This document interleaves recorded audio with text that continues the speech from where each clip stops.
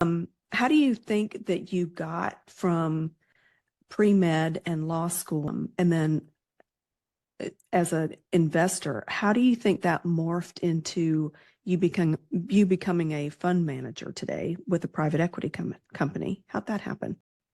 Yeah, so I guess my path is not super conventional in terms of how I became a fund manager, but I think there's a through line or a thread that runs through everything I've done. So pre-med is mostly about digesting an enormous amount of information and memorizing the information and detecting patterns.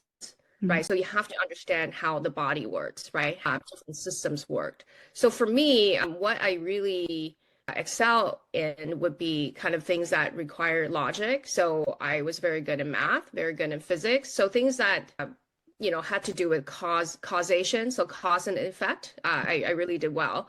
So I think from pre-med, it was cementing more work ethics because it's an immense amount of work that you gotta do, right? But even to go into a pre-med program, I mean, the work habits that I cemented as a child, as a young person, as a teenager, all the way into undergrad degree, I think that work ethics is very important. And I think as a fund manager, a lot of what you're doing is actually regimented work, disciplined work, right? So you're making investment decisions, checking against a due diligence process. Like we have a very rigorous 8-page due diligence process that we run every potential investment through. And we don't veer away from that, right? So we don't make emotional decisions. We don't make investment decisions based on hype, based on what other people are doing. In fact, we mostly will do what other people aren't doing. So very contrarian,